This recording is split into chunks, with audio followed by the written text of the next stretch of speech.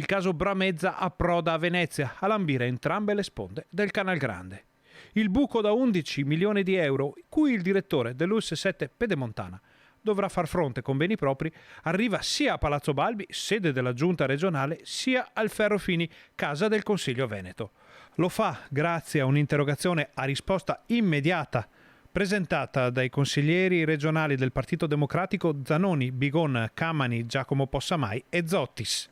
Questi, partendo dal caso portato alla luce dalla nostra emittente, ricorda come Bramezza sia stato sottoposto a un procedimento di liquidazione del patrimonio disposto dalla sezione fallimentare del Tribunale di Treviso.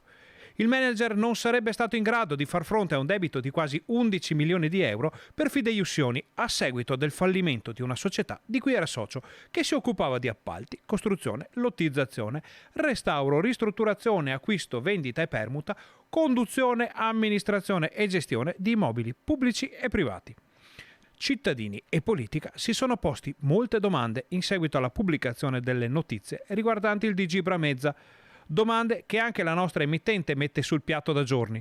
Domande che ora finiscono sulla scrivania della Giunta regionale. Ecco la prima. Cosa intende fare, alla luce della vicenda sopra descritta, per rassicurare i cittadini utenti in merito alla gestione dell'azienda ULSS 7 Pedemontana? La seconda domanda riguarda le verifiche annunciate qualche giorno fa sul caso Bramezza. Eccola. Che tipo di verifiche la Giunta regionale sta mettendo in atto e a quali eventuali risultanze abbiano portato?